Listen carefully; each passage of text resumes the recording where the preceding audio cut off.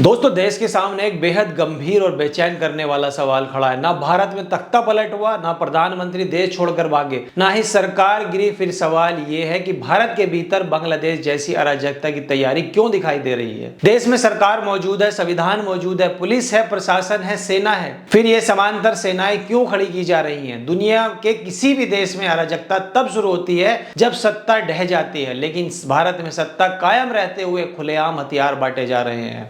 जय श्री राम, जय श्री राम।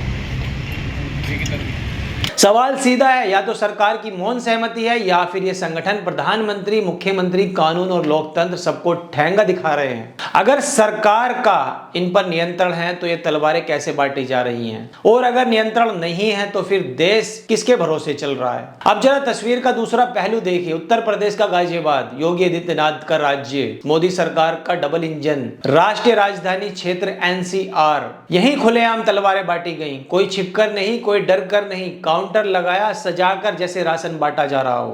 भारत माता की जय, भारत माता की जय।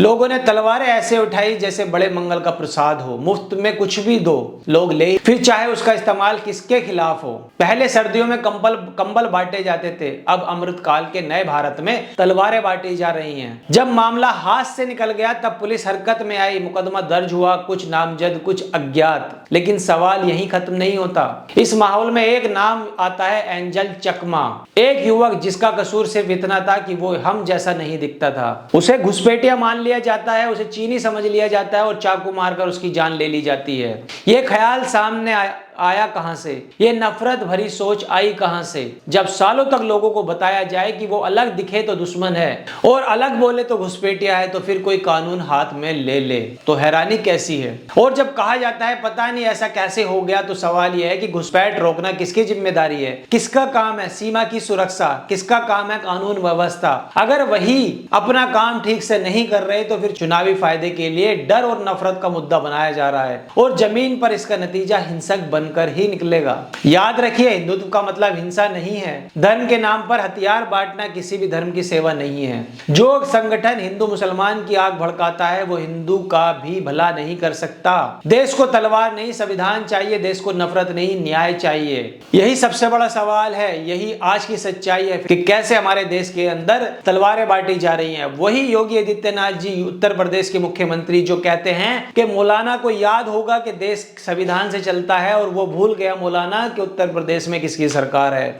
अब मैं पूछना चाहता हूं योगी जी से कि क्या वो भूल गए कि देश राज्य में किसकी सरकार है। एक तरफ कहते हैं कि मुल्ला को टाइट कर दिया गया और दूसरी तरफ पिंकी चौधरी जैसे हिंदू रक्षा दल के सदस्य खुलेआम तलवार बांटते हैं, वो भी रोड पर बाकायदा मंच लगाकर लोगों को घर घर जाकर डिस्ट्रीब्यूट करते हैं कि अगर बांग्लादेश जैसी स्थिति हुई तो मुल्लों को काटा जाएगा। तो कहां गया उनका वो संविधान, कहां गई उनकी वो ताकत, वो विधानसभा में खड़े होकर बोलते हैं कि हमने सारे माफियाओं को खत्म कर दिया है अपने प्रदेश से। तो कहां है, तो ये माफिया कहां से निकल कर आ रहे हैं कि जो लगातार तलवारें बांट रहे हैं। इन पर आखिर कार्रवाई क्यों नहीं होती है। आज इनको गिरफ्तार कर लिया जाता है, 24 घंटे या 12 घंटे में ही इनकी जमानत हो जाती है। तो आखिर इनके लिए कानून अलग क्यों है और मुल्ला के लिए कानून अलग क्यों है।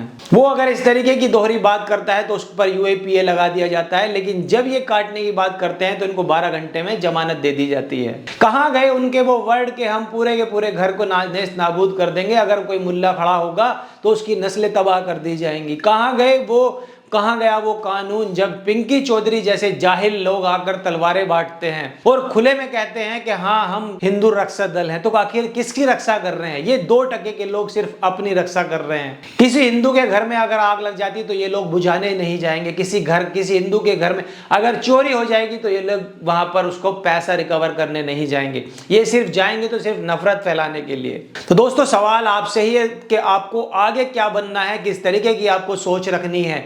देश संविधान से चलेगा, ना ही इन जैसे नफरती चिंटुओं से। तो सोच आपकी है, फैसला आपको करना है कि क्या करना है और क्या नहीं। फिलहाल इस खबर में इतना ही। जो भी आपकी राय आप हमें कमेंट करके जरूर बताइए। जय हिंद, जय भारत।